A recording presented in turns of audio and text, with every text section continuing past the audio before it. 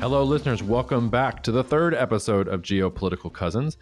Both Marco and I were running all over the place, so we had to squeeze in only an hour-long episode, which was actually very difficult for us. Marco was having some technical difficulties with his Wi-Fi, with his microphone. As a result, his audio quality is not going to be very good. The content is still too good that I don't want to not send it to you, but I can already hear my producer, who's going to have to edit this as soon as I send him these files, saying, why is this audio so terrible?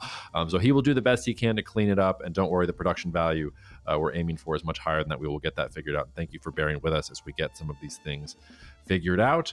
Otherwise, you can email me at jacob@jacobspear.com. I'll make sure that those emails get to Marco if you're trying to get to Marco as well. Otherwise, I think that's all the housekeeping I have. Enjoy the episode. Cheers.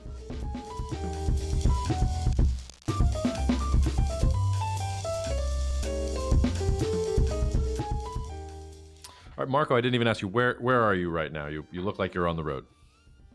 I'm in Florida and just learning how to do this on the road.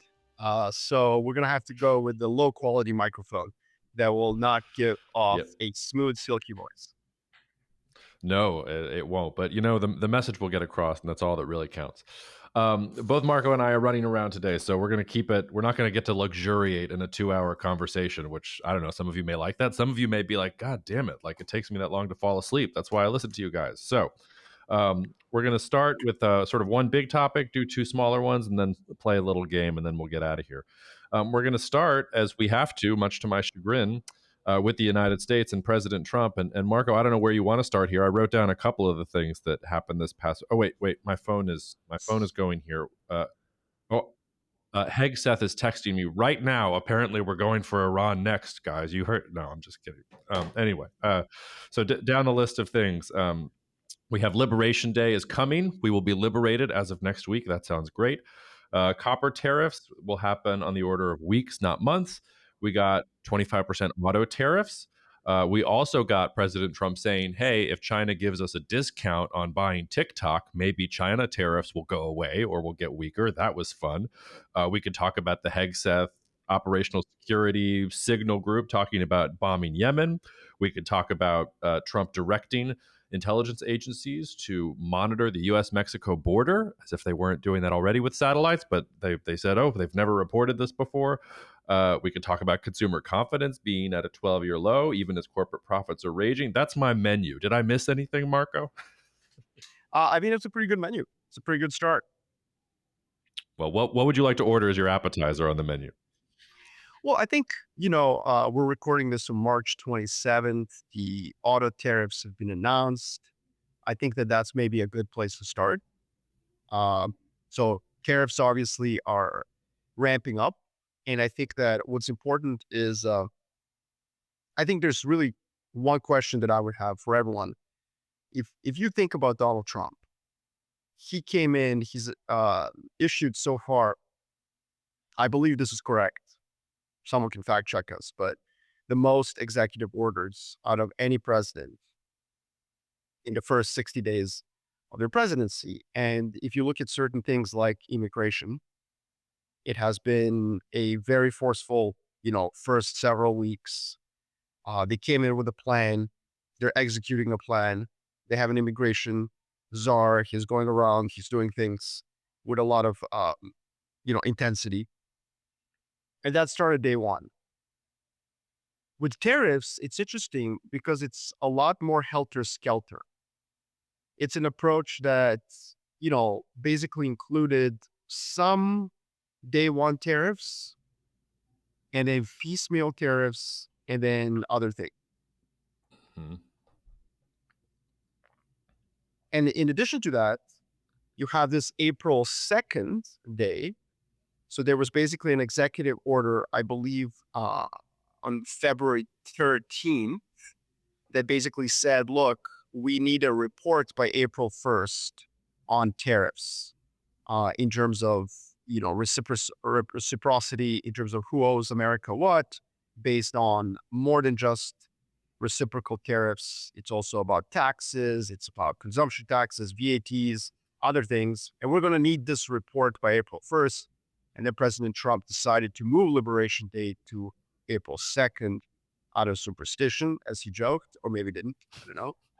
But what am I getting at? I'm getting at the fact that all of this could have been done before the presidency started. This idea that you need to collect the data before Liberation Day um, seems strange. So, in other words, if you look at the two approaches, and I'm just doing this for comparison, immigration, day one, know exactly what we want to do, how to do it. Here's an America First policy. Let's go. America, apostrophe M, no A. And on tariffs, it's more like, well, let's actually take our time and figure this out. I think that the two different approaches tell you that tariffs are not really part of the America First agenda necessarily. They're far more part of the let's negotiate with rivals agenda. It's not just like doing whatever we want, taking names and kicking ass.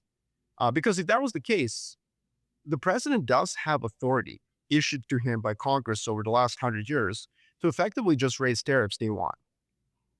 In other words, he could have been as forceful with tariffs and trade as he was with immigration. Just day one, doing whatever he wants, kicking ass, taking names, going to court later, suing. We'll do the courts over the next 6 to 18 months. That's the approach they're taking with immigration. I mean, in some of these immigration sweeps, they're sweeping American citizens who just didn't bring their passports to the car wash that they work at. Right? I mean, like that's a reality. And it's whatever. I'm not judging. I'm just saying they didn't really care about the consequences with Mhm. immigration. They just did it day one because they came in prepared and they knew what they were doing. With tariffs, it seems that they were almost a little surprised that they now are in the White House. And that tells me that I'm not as sure that they are going to be as hard on these tariffs as they are on immigration. In other words, I think tariffs really are about negotiating, about resetting trade with American partners. And to that extent, I would also say we should probably play a clip of Marco Rubio at, actually, I'm not sure if we are allowed to play clips, um, but he did a he did an interesting interview on Meet the Press um, last Sunday, and he effectively just kept talking about how this is about getting to a fair trade deal. It's not about imposing costs on allies that allows Americans to like have lower taxes, which is another kind of verbiage that we've had from the Trump administration. Yeah. Speaking of Rubio, and maybe we should come back to this. I don't know if you saw this news that he's on a trip. He's visiting Jamaica, Suriname, and Guyana. And Guyana is recently discovered a lot of oil. And he sort of talked about the security of Guyana being similar to how the United States thinks of the security of the Gulf states in the Middle East. I sort of sat up in my chair a little bit when I read that from Little Marco. But to your point on tariffs, just to get back to it. Um, I think you're exactly right. It doesn't feel like the narrative of this fourth dimensional chess that the Trump administration is moving all the pieces around to try and get better trade deals. It doesn't feel that way. It feels like different tariffs are going on and off as quickly as possible. And one of the weird things about tariffs, for most of U.S. history, it wasn't the president's prerogative or authority to do this. Congress is the one that constitutionally has the power to lay and collect duties and to regulate commerce with foreign nations. It delegated some of that authority in the 1930s, and it has slowly ceded authority to the executive over time, especially as tariffs became less important to the bottom line of the government. But I think that Trump is maybe wading into some waters that he's going to maybe feel. I don't know. I mean, I could wait here all day waiting for Congress to stand up again. But the scenario that I'm thinking in my head is, okay, you're going to go after auto tariffs, and you're going to go after Canada, and you're going to do all these things. That's probably going to lead to massive increases in prices and massive economic dislocation in lots of the swing states that brought you into power. At some point, don't you think the congressmen and the senators from those states have to stand up and say, you know what, maybe we want this tariff authority back? Maybe we will return tariff authority to Congress and we won't allow the president to do these things anymore. I know that that's kind of far out there, but I just wonder if Trump is getting to this moment because if it doesn't work and if the economy really does start tanking, I feel like there are going to be domestic constraints that he's not going to be able to weasel his way out of. Well, no, absolutely. And that's, I think, one of the reasons why, despite having authority over trade, thanks to a slew of congressional acts over the last 100 years, he didn't go on day one. Again, I really want to emphasize here there's no reason. If the intention of the tariffs is to pursue an America First policy, If the intention of the tariffs is to collect revenue to replace taxes, as some have argued, then you can do that day one. We're on day, what, 67 of the presidency? Let's We go. are. LFG, we're wasting time. Revenue could have been collected, right? So, like, if that was the purpose, there is actually plenty of legislative acts that give the president the authority. He can declare a national emergency, raise 20% tariffs across the board on every country in the world, and start collecting that tariff. This willy nilly, helter skelter approach of like, ooh, tariffs here, and then like you delay the tariffs and then you do the tariffs again. It's not the most optimal way to pursue an America first strategy. And that's what I'm saying. Like the fact that tariffs were not raised in day one, the fact that he didn't Mhm. walk in with a plan ready to go to collect that revenue tells you that it's not about that. It's about what Rubio talked about in that Meet the Press interview, which again, I would encourage everyone to watch. He keeps talking about resetting global trade relationship and then renegotiating them to get to quote unquote fair trade. And this term fair trade is actually not that controversial. It's not a MAGA term. It's a term that someone working for the IMF or the World Bank would have used to talk about lowering all tariffs, both American and non-American. So the irony here, Jacob, and I just want to put this into this controversial bug into the ears of our listeners. Mhm. The controversial view, what we would call in finance right tail risk, which is something positive. It's not expected. Left tail risks are of course bad things. Right tail risks are when you don't expect something positive. The right tail risk here would be that tariffs actually are lower 12 months from now because Trump used the bludgeon of tariffs and the threat of negotiations to force other countries to lower their tariffs in the US. And then the US then reciprocally lowered their tariffs to that level. That would be the best case scenario. By the way, while you were talking, I was looking this up. You were right. Trump has he's issued 100 executive orders before the 100-day mark. He broke the record for Franklin Delano Roosevelt, who in his first 100 days issued 99 executive orders. So Trump has already cruised past that. I hear you. I think that's provocative, and the way I would sort of say it back at you is, I've called bullshit on the tariffs the first 2 to 3 iterations, and I'm going to call bullshit on these. He announced the auto tariffs today. They're going to go into effect April 2nd or April 3rd on Liberation Day. When we were talking last week, Liberation Day was going to be the one. All the tariffs that they held back in reserve because he was being nice. We were going to put them through. Last couple of days, you've had the administration leaking like a sieve about, oh, well, it's not going to be as bad as everybody's saying, and we're going to hold some things back, and there are going to be exemptions. I think he gets to the precipice every single time, and then some of his advisors tell him, dude, if you do this, like this is what's going to happen to the economy, and this is what's going to happen to your approval ratings, and he just goes off. So I've been right, what, 3 times now? I feel like I'm going to be right this time that Liberation Day is going to be nonsense. But I don't know. Maybe he's going to double down and do it because, I mean, the auto tariffs, the copper tariffs. Now you're getting into a realm of this isn't really country specific, and it's not even directly related to countries that the United States is having some of these huge issues with. So I take your point on listening to Marco Rubio and sort of listening to Meet the Press and Mirren and all these other folks. But ultimately, I think Trump is just deciding like every other day what he wants to do.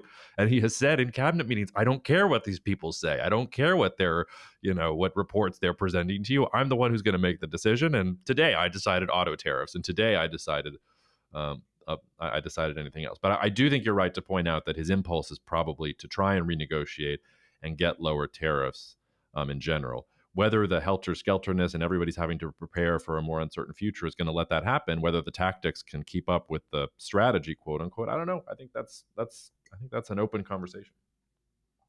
Well, and I think that the big risk for the United States is that the rest of the world just says, "Meh, we're going to move on." There's this Stephen Miron argument that he made on Bloomberg, which is that the rest of the world has no choice but to sell to us. We have options other than buying goods from them. Eh, not really. Or the rest of the world can just say, you know what? We're going to have to take this hit. We're going to take the hit of trading with the US no longer being an option. We're going to have to be poorer for a couple of years while the world adjusts. Because there's just no point in negotiating with this administration. And that's a huge risk, I think, for the US that the world just moves on. For example, Canada right now, under Mark Carney, he's not even really talking that much shit at the US. He's just kind of like, look, what we're going to do is we're going to break down these intra provincial trade barriers. I don't know how many listeners know, but Canada actually doesn't have free trade inside Canada. And there are some studies that suggest it could actually boost GDP by 10 to 15%, a pretty significant amount. And so, like let's break down these tariffs basically that we have between provinces. So we're going to focus on that. And so in that world, Trump doesn't actually get what he craves, which is the back and forth with other leaders, the consternation. The President Trump, please don't. We're America's greatest ally. If Canada's just like, all right, I guess hundreds of thousands of people in Ontario are going to lose their job. We're going to have to retrain them. We're going to have to do some fiscal stimulus to offset that. Hey, how about over there, Europe? Do you want to trade something? Like those are then what does he get? He doesn't either get like the media lulls. He doesn't get the PR, nor does he get really the negotiations. And so I do think that this is something that most both investors and just general people are missing. In Yeah. Well, 2018, go ahead. Sorry. no, no, no. Go. Go. No. Go. Go. Go. Go. Go. No, I was just going to say, like, look, in 2018, when President Trump launched the trade war against China, we were also in a different macro context. We had 8 years of what economists called secular stagnation, low growth, low inflation. Consumers weren't buying anything.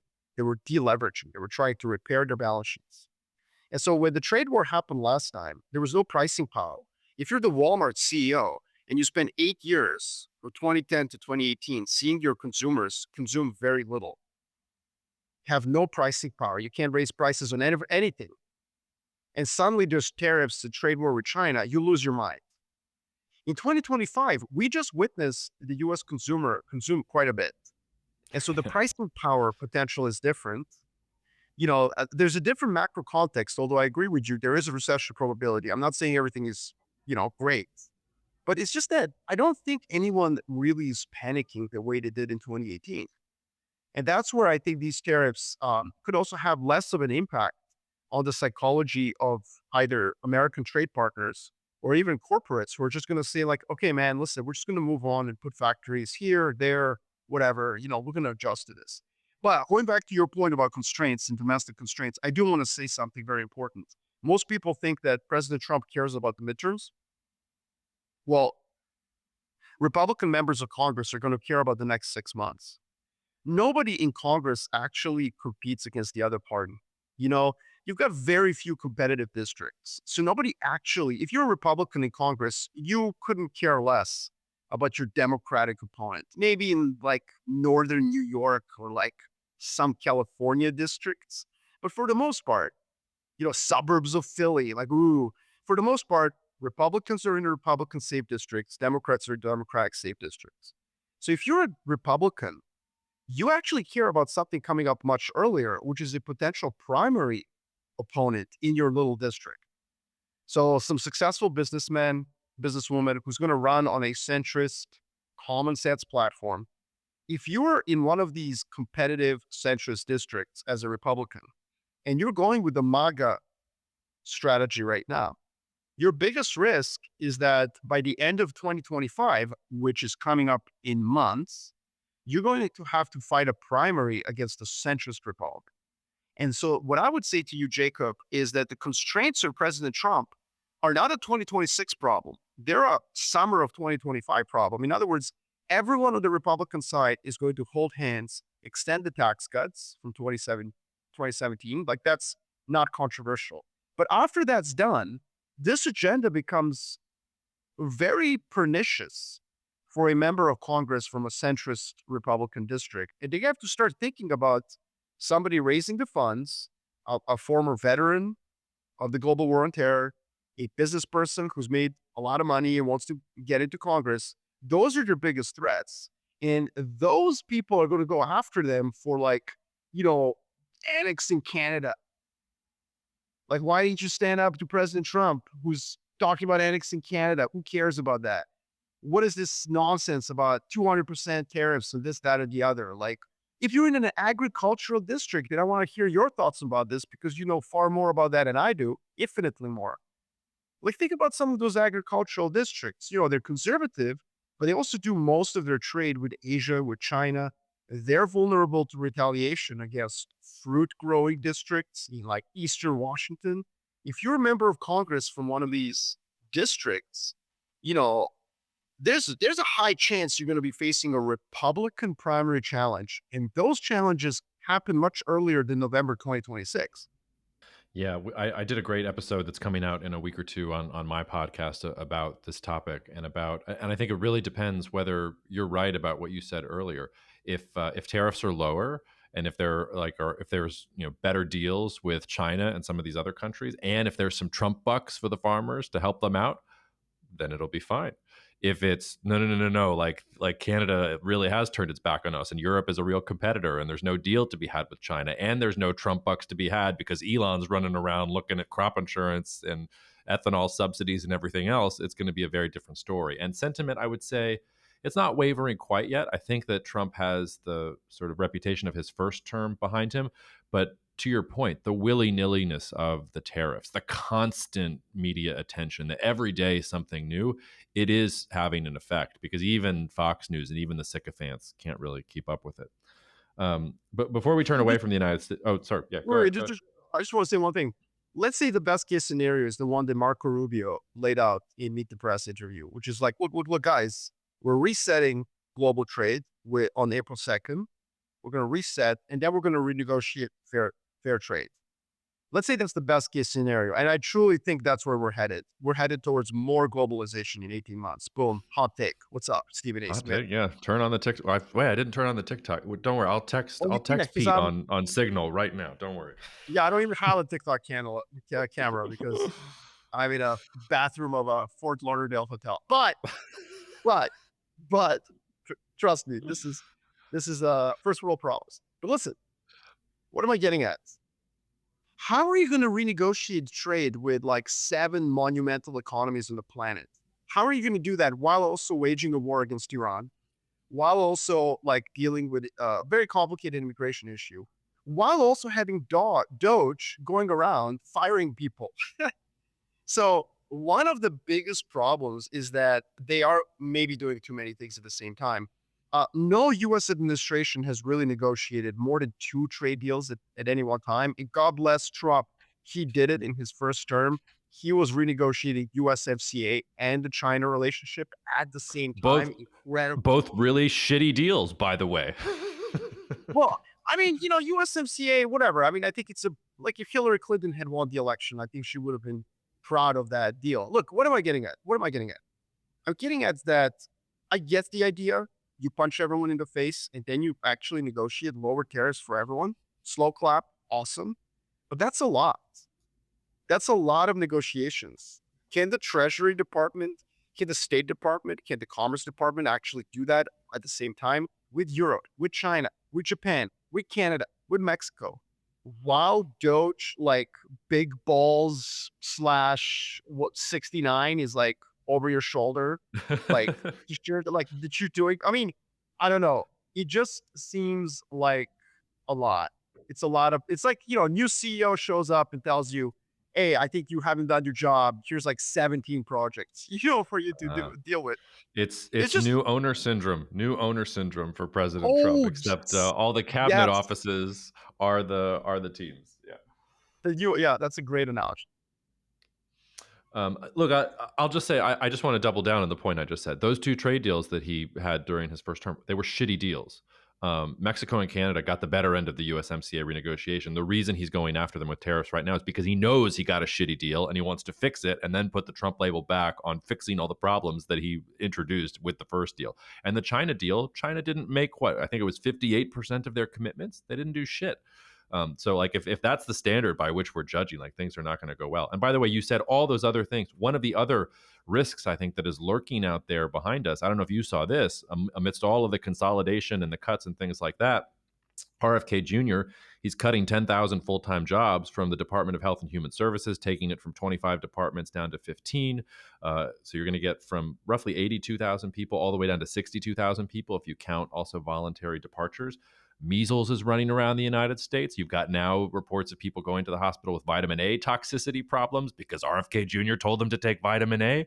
I think one of the other domestic constraint risks that is lurking in the background is what happens when like health and human services doesn't work, or if you get some kind of, it doesn't have to be measles, if it's something else. Like I think that's another sort of, it's not a black swan risk, but it's back there. Before we leave the United States, do you want to say anything about Pete Hegseth? I actually wanted to do my best Ryan Russillo impression and sort of and zag really hard, which is, guys, why are we worried about this? Like I know like you saw the report and it was on Signal and you were like, what? Like he did what? Is this real? Blah blah. I'm really leaning into the Russillo here, but of course, if you just go back and you read like some history, you know that in the Civil War, Robert E. Lee left his battle plans for his invasion of the Union in a couple of cigar wrappers, and the Union picked it up, and George McClellan moved his forces to be able to defeat Lee at McClellan. It was called Special Order 191. Maybe you should pick up some history. So there's my zag. But still, it's absolutely ridiculous. Like, God, you remember when we were talking about Hillary Clinton's emails, and now we're talking about Pete Hegseth and Signal? It's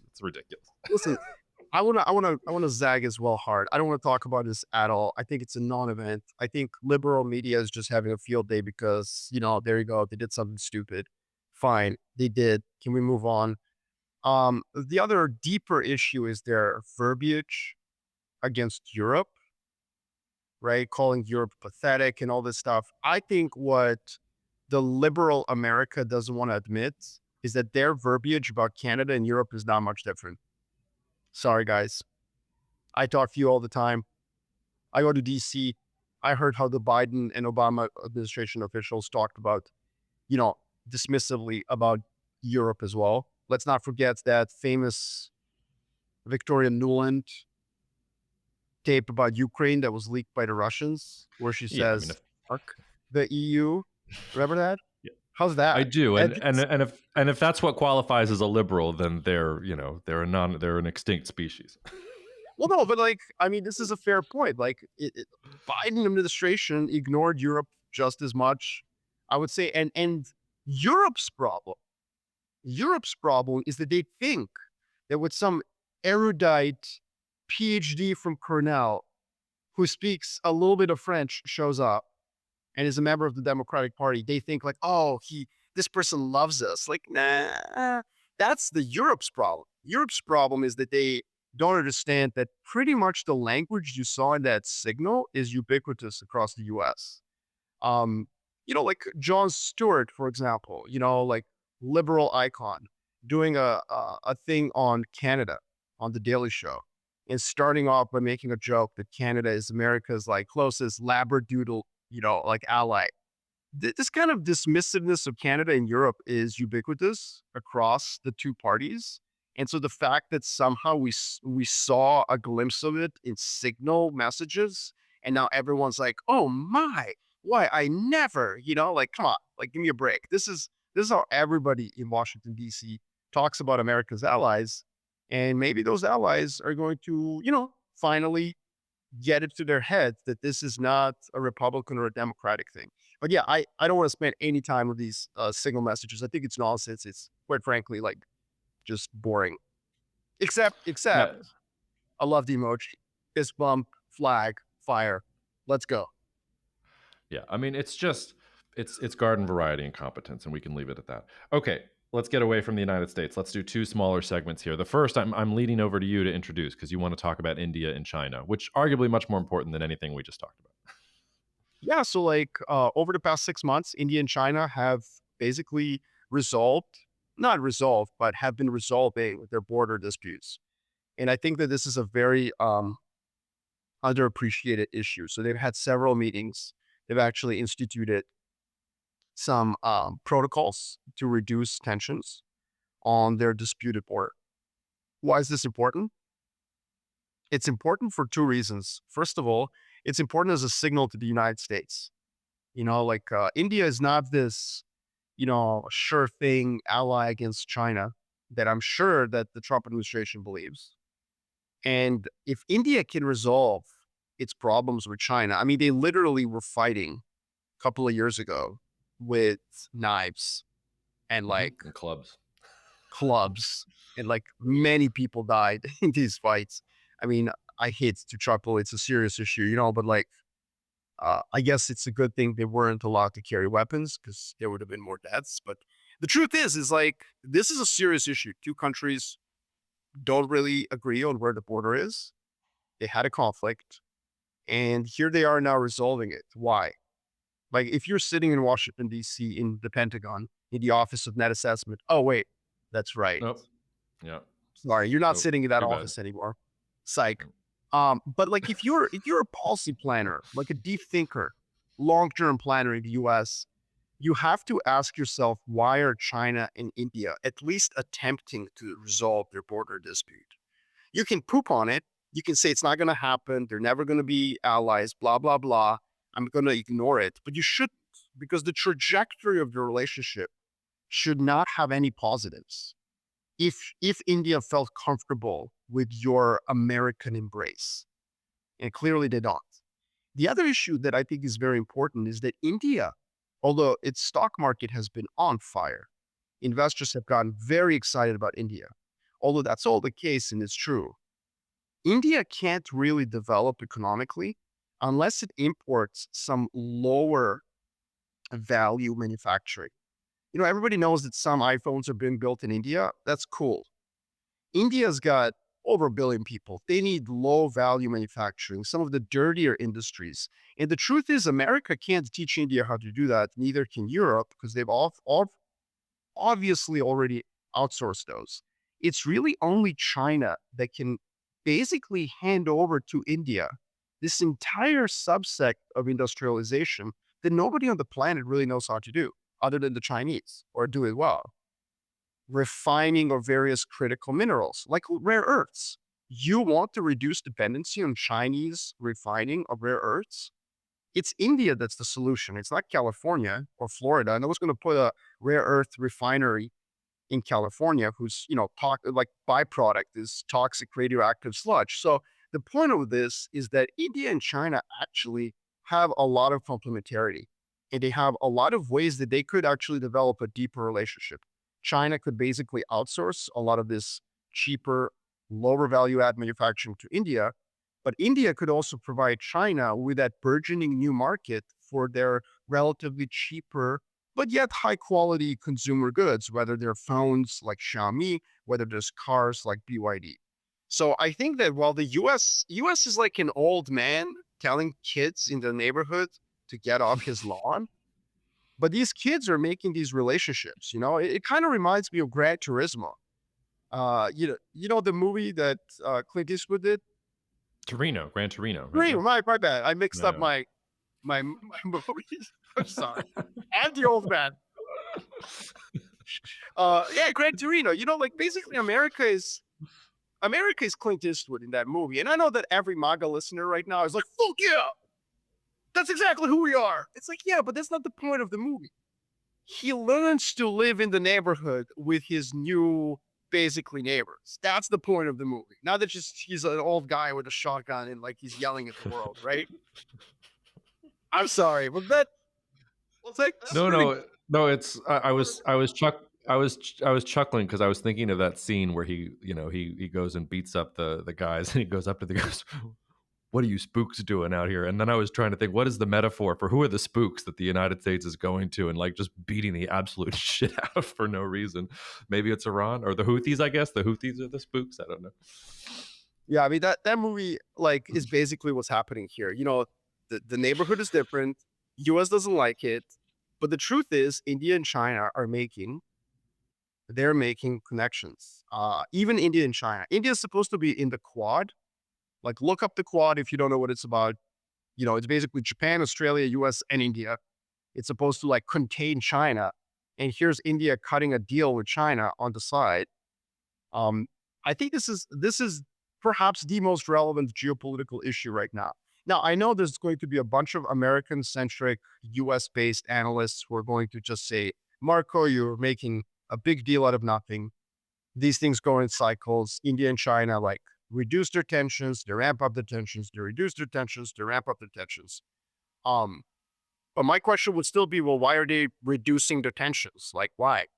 Why? Because Chinese economy is weak? I don't buy that, you know? Um, I think that India is arguably the most misunderstood country by U.S. foreign policy analysts and just the normal layperson. And I think we imported some of the British view of India into our thinking.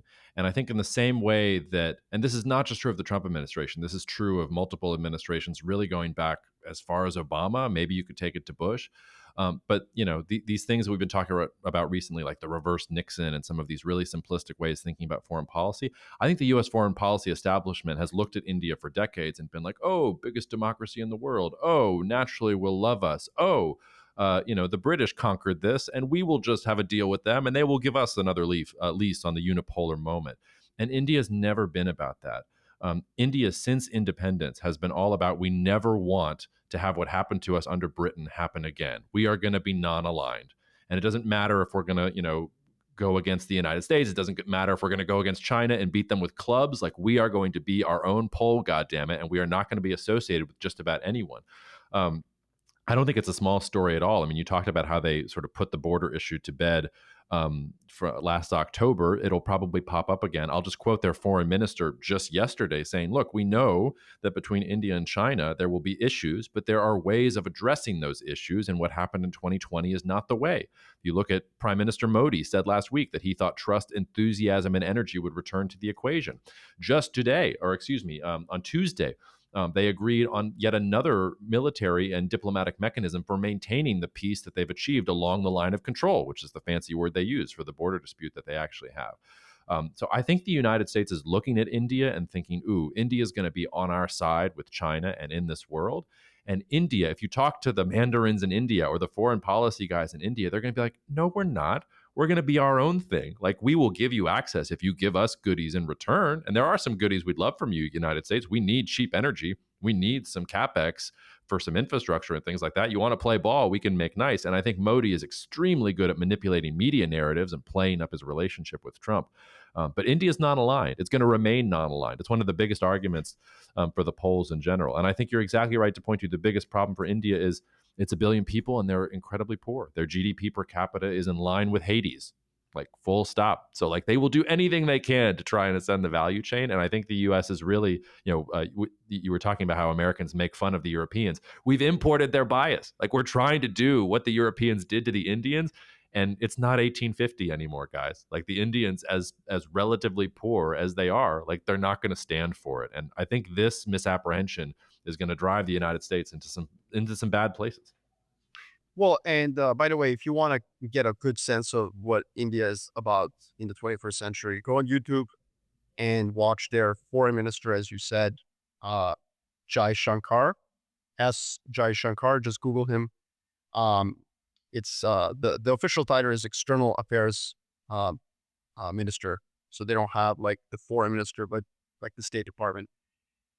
And I think that his interviews are actually fascinating. Last year, there was this one a summit in I think Bratislava where some like Anglo-Saxon, like Western journalists, just very kind of just dripping with conceit, asked him like, "Why are you sitting on the fence on China?" It was actually a question about China. It wasn't a question about Russia. It's exactly what you're saying, Jacob. And he said, "I'm not sitting on the fence. I'm sitting on India's interests." And it was just such a mic drop. I was just like, "Oh man, like she walked into that one." It was a great point. And yeah, and by the way, like let's go back to the first point of our interview about Trump and tariffs and all this stuff. Like this is a consequence of when you go full Machiavellian. You go full Mhm. MAGA, you go full America first and the rest of the world. The rest of the world's going to be like, okay, cool, got it. You're not a reliable partner. You're not a reliable ally. Then you know what we're going to do? We're going to have to make a deal with your primarily rival. And yes, we share China as a common adversary. Yes, but maybe we can make a deal with them that's like beneficial to us. And that's where I think U.S. over the next 6 months, I think the U.S. administration, the Trump administration, particularly a lot of his advisors who are very focused on domestic politics and who have sort of wandered into geopolitics the way that Donnie walks into conversations in The Big Lebowski like a child. You know, there's that famous line in The Big Lebowski, "Shut up, Donnie. You're like a child that's wandered into a adult conversation." So some of President Trump's advisors, like they're very much seeped in American politics. And you see this, by the way, across the American political spectrum, even some podcasters, maybe your namesake, Jacob. Like there's many folks out there in the US political ecosystem who have cut their teeth with extremely sophisticated narratives and arguments about domestic politics. But they are children who are watching YouTube clips when it comes to geopolitics. And they have these like just naive thoughts about, oh, the world owes us for their freedom. Like, oh, India will always be on our side because China's right there. Or my favorite one, oh, Russians are afraid of a Chinese invasion of Siberia. Like, what self respecting Chinese person dreams of freezing their ass off in Eastern Siberia? It's not the 1950s. The Chinese have a GDP per capita, speaking of GDP per capitas of Malaysia. Like, they're not dreaming of running into the Soviet steppe, for God's sakes. So you've got a lot of Cold War narratives. You got a lot of YouTube clip inspired juvenile geopolitical thesis. And I think over the next 6 months, a lot of these advisors who surround President Trump are going to be educated. Again, they're not dumb. They're very intelligent people. They read philosophy. You may not agree with them. They might be very right wing. I think they're very well educated. They're very well versed on American politics. They have a view of America and they think in terms of liberal versus conservative. I get that, but they don't know shit about geopolitics or the rest of the world. You mentioned my The namesake. problem, sorry, he probably went to the Bahamas or Bermuda on like spring break in 2004 and think Yeah. that they've gone abroad. Oh, You sorry. They have mentioned a master's from a British university, like LSE. Ooh, I have an MA from LSE. Like, get the fuck out of here. That's not the rest of the world. Oh, well, I mean, I have a master's from Oxford University, so I don't know why you're firing Oh shit, shots at I'm those of us with sorry. masters. Shut up, do you? Yeah, I do. Yeah. Oh, my bad. Okay, my bad. It's okay. It's fine. It was in my Oh, quarter sure. life crisis. What was you like? Never ever. Like, that's funny. Yeah. No, it's fine. You were mentioning my namesake. I assume that was a reference to Ben Shapiro. I just want to say it here for the first time in Geopolitical Cousins. Ben, if you're listening, I will debate you anywhere on a topic of your choosing on anything you want, and I will Well, you eviscerate should you do if that. you've got the balls. You should. Yeah, I would Here's love what to. I would say to you. Here's what I would say to you. Like, and by the way, Ben Shapiro, I see all these YouTube clips of him crushing some poor 19-year-old at like University of Chattanooga or some shit. So first of all, I don't want to debate him on domestic politics in the US. I have no interest in that. God bless you. I believe you are an expert and you have a bone to pick, Ben, and like you can crush it. Come debate me on geopolitics and I'll bury you. Right. And I mean, this is obvious. This is obvious when you hear that, like, again, America is a very parochial place and it's very focused on itself. I understand it's 400 million people, like as it should. Like it's a big place. And, if you grow up in America, you're seeped with American politics. But the problem is that a lot of those type of people are now in the White House advising President Trump on geopolitics. And these kind of vacuous and, just empty arguments like the Chinese and the Russians hate each other. The Indians and the Chinese cannot make a deal. Europeans are weak. Canada is a labradoodle, which, by the way, is a John Stewart point. My point is these views are ubiquitous across the American intellectual space. And that's because I would argue that there's very few actual geopolitical experts in the United States of America. And by the way, throughout American history, most of the time it had to import its geopolitical experts from abroad. Yeah, that's true. Shout out Hans Morgenthau. All right, let's go to our third segment because we're running short on time. I'm going to set you up here for the Serbia part, and then we'll see if we can squeeze some other things in. Serbia has been seething now since last November. So mass protests started. Is Novi? How do I pronounce it? Novi Sad? Is that the name of the railway station that collapsed? It's in the city of Novi Sad. Yeah. Oh, okay, Novi Sad. And I mean, Home of the I didn't know Exit this. Festival, by the way. There you. If you're if you're into music, Exit Festival, very nice place to go. Okay. Well, a railway station rooftop collapsed there and killed at least 15 people. There have been protests in Serbia basically since then, brought down the prime minister's government January 28th. The railway station was apparently part of a $1.5 billion project that was associated with China's Belt and Road, that was also supposed to be about upgrading the railway link between Belgrade and Budapest. Oops. So, for all of you who are thinking Belt and Road is going to take over the world, here's another example of how no, it's actually literally going to crash on your head and kill you and not do anything that you want it to do. The protests have picked up quite a bit in the last couple of weeks. They've spread to hundreds of cities and towns across Serbia. I never believed the crowd size estimates, but the pictures look like pretty big protests that are out there. You had the EU come out finally yesterday and slap President Vucic across the wrist, basically saying, look, you guys need to deliver on EU reforms and take decisive steps towards media freedom and all the other things that the pathetic Europeans want all of these different peripheral countries to do all the time. So, as our resident Serb, Marco, I'll let you cook. Go for it. Well, I think what's misinterpreted in the West is that this is anti-Vucic protests. Obviously, there's an element of that, but almost all of the interviews with student protesters that you have, they always qualify it as like, look, this is not about one person. This is about the system. This is about institutions. And it was interesting because I want to give you a shout out. Last podcast, you brought up Turkey and Indonesia. And I was like, man, I don't care. I want to make money, you know? That's basically what I said. I was like, man, who cares? If Trump can be, you know, sort of breaking down institutions and doing his thing, why can't Erdogan? Why can't Indonesia? And the truth is, like, actually, a week since you and I had this podcast, this is now in the news. Like, you identified it a week ahead of everything else. And this is due to our great, training we've had at Stratford to identify very strange news items. And you picked up Well, I on think two that weren't you also? I was head of the watch officers group for like 2 years there. Were you also head of the watch officers, or am I no, making that up? never was. I never was. This is why our Okay. relationship works so well. I was the armchair analyst, Yeah. and your job was to be like, this matters, and I'm like, meh. By the way, I really like that sound. Um, I'm basically a 1920s like stock operator. But anyways, going back to this point, look, you identified stuff in Turkey and Indonesia. Now you have the situation in Serbia that's been going on for basically 6 months. It isn't about Vucic. And here's what it's about.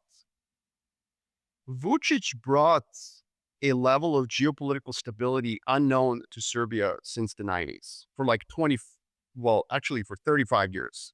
It hasn't had stability. It just hasn't. He's a nationalist who's pursuing EU membership and has basically decided to freeze the Kosovo conflict. So it's like, but he's a nationalist, so you can't attack him from the populist right, Hmm. you know?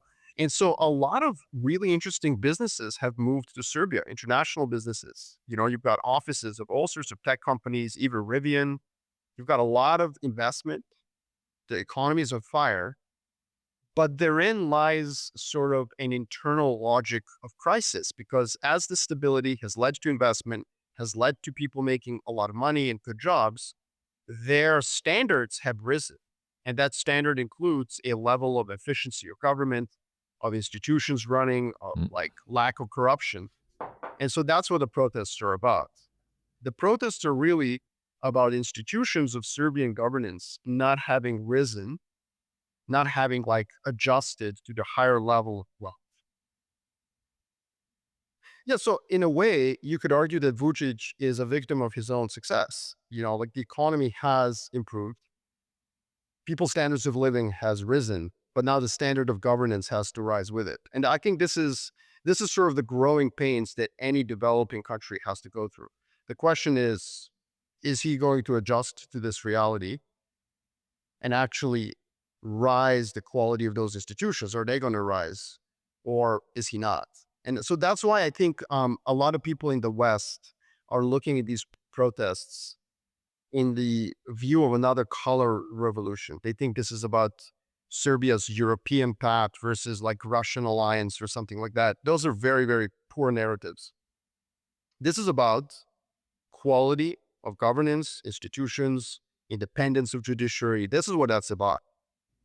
Yeah, and I think it's also um, I think it's also just fair to say that one of the other narratives that if you scratch a little deeper with geopolitics, you go into the this is also a sign of Russian weakness, and I like that narrative a little bit more because it goes back into the Turkey thing because at the same time that Turkey is having all these domestic problems, and maybe Erdogan has overstepped his bounds. I don't think he has. Like I think he probably has Imamoglu's number and is just going through another spring cleaning. But he was mayor of Istanbul once and got arrested and banned from politics. So he knows better than anybody else how these sorts of things can go awry. But I think the bigger story really is that everything is going great for Turkey. Like Russia is receding from the Balkans, it's receding from the South Caucasus. The United States is doing Turkey's dirty work with Iran. Syria has fallen underneath their aegis. He's out there talking about Gaza again this week in an Israeli genocide. Like if he's talking about how the EU needs Turkey and he's meeting with the Polish prime minister. Like the world is just going exactly along sort of the lines that Turkey wants. And I think the Serbia thing is actually an example of that because that's going to be Turkey's backyard more than anything else rather than the EU's. Is that too much or you think I'm okay there? No, I mean, I think that's fine. I just think that you brought up Turkey and Indonesia last week. I dismissed it, but I think that, in some ways, maybe some of these leaders are looking at the US and saying to themselves, hey, look at what Trump can do. Why can't I do the same thing? You know, why can't I ignore institutions? Why can't I ignore laws? But they have to understand that President Trump is responding to the median voter in America. They have to respond to the median voter in their own country. And in their own country, actually, maybe the population is going the other way.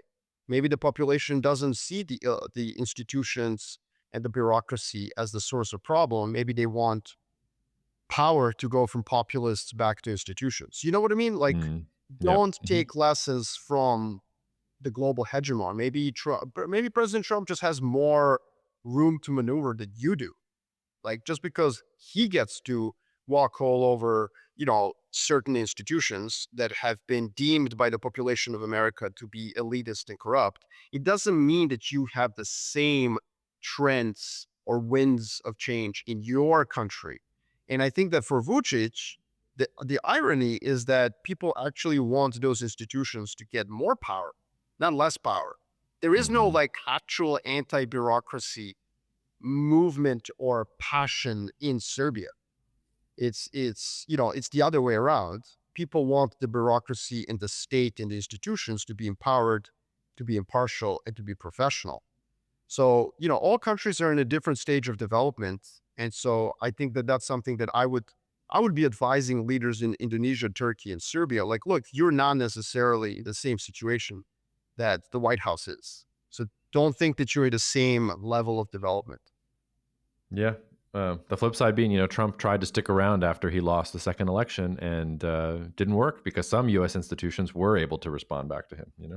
So, Yeah, yeah, for sure. I mean, yeah, I don't want to like overstate the American anti institution moment either. But I just do think that that's what's interesting about Serbia, and most of the Western press is just not covering it that way. They see it as another kind of West versus Russia issue. It's not.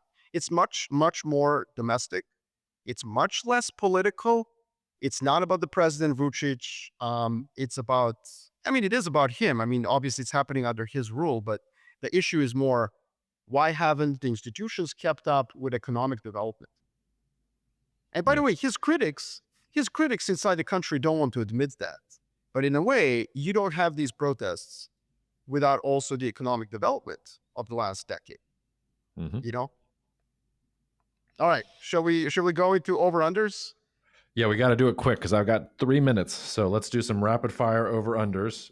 You want to go first or me? Why don't you go first? Okay. I've got three for you. Over under one more presidential term for President Erdogan in Turkey. Ooh, good. I'm gonna take under. Under. Okay, I'm taking over here. I'm gonna keep betting on Erdogan until he shows me that he's not up to the task. Apropos our discussion about President Trump, over under one more presidential term for President Donald J. Trump. Oh, I'm taking a hard under.